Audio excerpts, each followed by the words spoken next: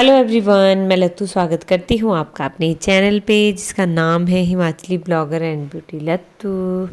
तो अभी यहाँ पे ना सुबह सुबह का टाइम है और आज सुबह सुबह मैं जा रही हूँ हॉस्पिटल क्योंकि मुझे अपनी तबीयत काफ़ी टाइम से ठीक नहीं लग रही है, इसलिए मैं जा रही थी आज। तो सबसे पहले मैंने गैस का सिलेंडर बाहर रख दिया क्योंकि आज गैस आएगी, तो इसलिए इसको बाहर रख दिया मैंने।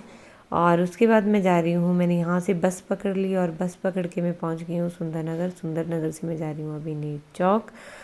नीर चौक नहीं, आ गया जगह पड़ती है चक्कर, जहाँ भी एक हॉस्पिटल है वहाँ पे मैं जा रही हूँ। तो यहाँ पे आप देख सकते हैं मैं हॉस्पिटल में बैठ गई हूँ और मैंने चेकअप भी करवा लिया है। यहाँ पे ज़्यादा भीड़ नहीं थी, ऑलमोस्ट खाली लग रही थी मुझे, मतलब थे पेशेंट लेकिन खाली भी थी। तो यहाँ पे ना मेरा अल्ट्रासाउंड हो चुका है और अभी मैं घर में चल के आपको दिखाऊंगी। फाइनली गाइस मैं पहुंच गई हूँ अभी घर में। और ये री राधा रानी इधर। कल तूने राधा वाला रोल क्यों नहीं किया था? वीडियो मैंने बोला था तेरे को ब्लॉग बनाना, पार बनाया तूने? दादाजी के फोन में बनाया है तो शेयर क्यों नहीं किया तूने? मतलब घर का नहीं बनाया, सिर्फ जाने का ही बनाया और आने का बनाया। जाते वक्त तो वैसे भी नहीं बनना था ना। पार नहीं बनाया कुछ भी? क्यों? सीधे कर इनको, इन फ्लावर को आगे। दादाजी फोन ही देते नहीं है। मेरी टोपी है ये, पता है इसमें मेरा नाम भी लिखा है। पता है लट्टू लत्तू ये लिखा है लट्टू। ये टोपी नहीं, इनका नाम है नहीं वैसे टोपी नहीं, ये सम्मान है, ये सम्मान मेरा है। ये तो लट्टू इसको है, संभाल के रखना पड़ेगा। लट्टू नहीं है इनका नाम है लता देवी, पर ये पापा जी ने इनको लट्टू बना दिया। वो बात तो है। ये किसकी है? मैं भी है। तू भी पहन ले। चलो अब पढ़ाई करें। मैथ से क्या दिक्कत है? इसको मैथ से बड़ी दिक्कत होती है। नहीं है, मेरे को कोई दिक्कत नहीं है। मैथ मेरा फेवरेट सब्जेक्ट है, यू नो। अच्छा, अभी बोल रही थी, अभी पलट गई फटाफट से। कुछ भी। तेरा फेवरेट सब्जेक्ट कौन सा है? इसका तो मैथ सिलेबस से बाहर है, इसका मैथ नहीं करना पड़ा। मेरा फेवरेट सब्जेक्ट है साइंस। ये मेरा सिंगल लगता है, ये दांत ही नहीं है। ये वाला नया फोटो दांत लिया है है, कहीं से लिया है? तेरी। सो चलिए गाइस, अभी रात के बज चुके हैं हुई 11 बजने वाला है, 10:58 हो गए। और अभी मैं बता देती हूँ अपनी रिपोर्ट्स के बारे में आपको। तो रिपोर्ट्स तो भाई नॉर्मल नहीं है। आपने जैसे कि अभी चुप रहो।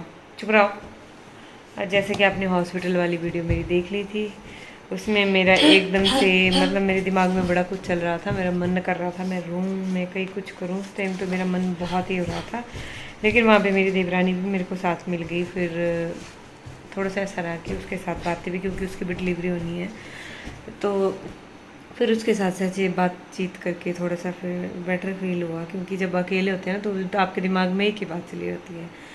तो अभी बता दूँ ये है क्या। तो मुझे क्या बताऊँ यार, फेब्रॉइड बताया है उन्होंने यूट्रस में, और साथ में जो यूट्रस है वो बल्कि है। अब पता नहीं क्या होगा क्या नहीं होगा, मेरा पता नहीं। और साथ में राइट ओवरी में भी उन्होंने बताई हुई है सिस्ट, जो कि 3.30 सेंटीमीटर कुछ ऐसी है, 2.77 सेंटीमीटर से 3.30 सेंटीमीटर लंबी है, शायद कुछ ऐसा है। बाकी और पता नहीं क्या क्या है भाई। ये रहा, यहाँ पे मैं आपको दिखा देती हूँ थोड़ा सा।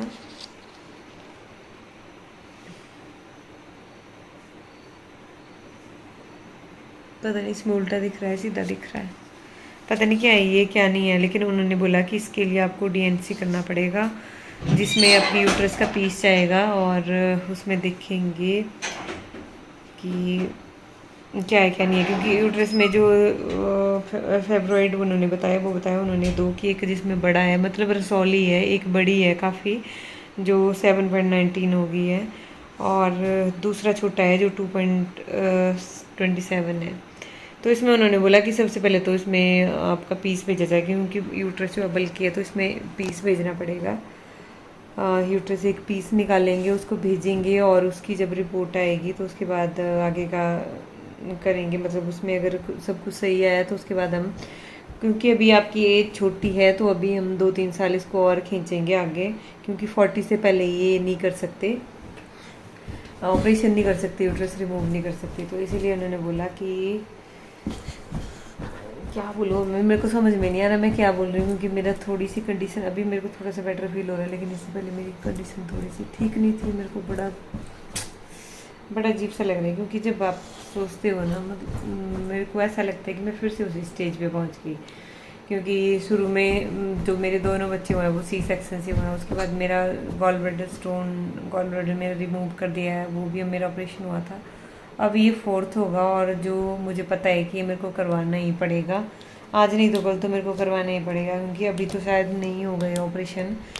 बट उन्होंने बोला कि अगर मतलब अगर ये साइज़ अगर कम रहता है तो हम ऐसा करेंगे कि इतना ही रहेगा साइज़ अगर, और इसको कम करने की कोशिश करेंगे दवाइयों से। अगर कम होता है तो ठीक है, तो हम 3-4 साल इसको खींचेंगे, 4-5 साल खींचेंगे। और अगर ये कम नहीं होता है, यहाँ पर स्टेबल रहता है, तो हम 2 साल तक इसको खींचेंगे।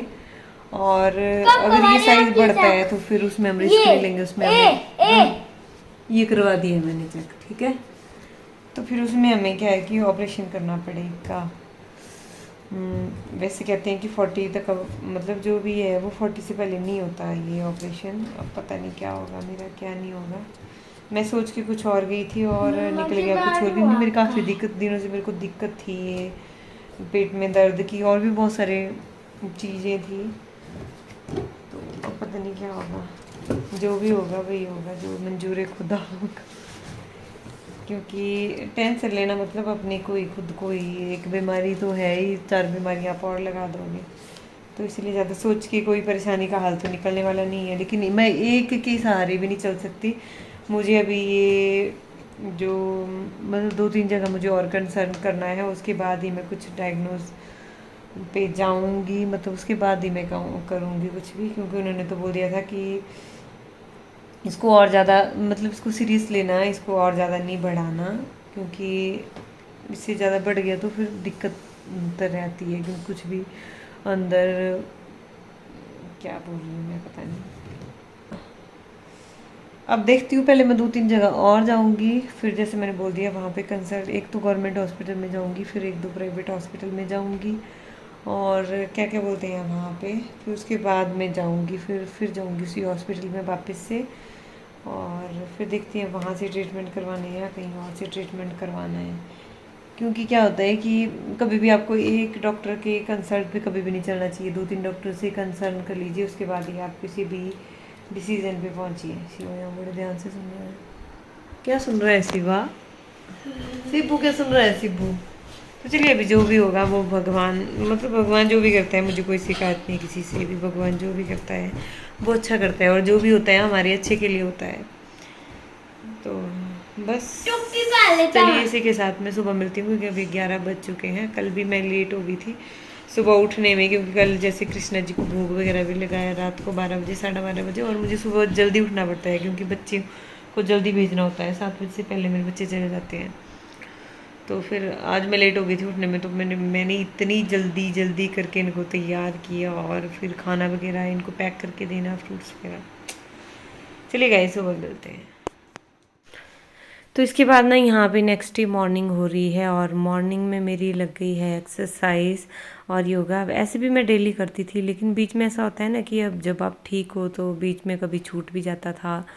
तो एक दिन छूट गया तो 4 दिन होगा ही नहीं, 4 दिन नहीं होगा तो उसके बाद महीना नहीं होगा, उसके बाद फिर से क्रांति आएगी, फिर से करेंगे। तो अभी मैंने सोच लिया है कि अब मेरे को कंटिन्यूसली करना है, क्योंकि यार शरीर में ज़्यादा सर्जरी ठीक नहीं होती, और ये वाला ऑपरेशन तो मेरे को पता है जिन लेडीज़ का होता है ना, जो भुगतते हैं उनको ही पता होता है। तो ये वाला किसी के लिए भी ठीक नहीं रहता। दूसरी तरफ नाम करते साइड करके, हाँ ऐसे रख, थोड़ा सा और घुमा, और घुमा, और बस थोड़ी हाँ। सी ज्यादा घुमाई। तू बनाई माचली, वो तो बनाई माचली है, तो गोवा का बना है। तो यहाँ पे फिर से अगली सुबह हो गई है, और मैंने थोड़े क्लिप आपके साथ शेयर किए हैं। मैं जैसे सर्च करके देख रही हूँ कि कौन कौन सा योगा करना चाहिए अपनी यूट्रस की हेल्थ मेंटेन करने के लिए।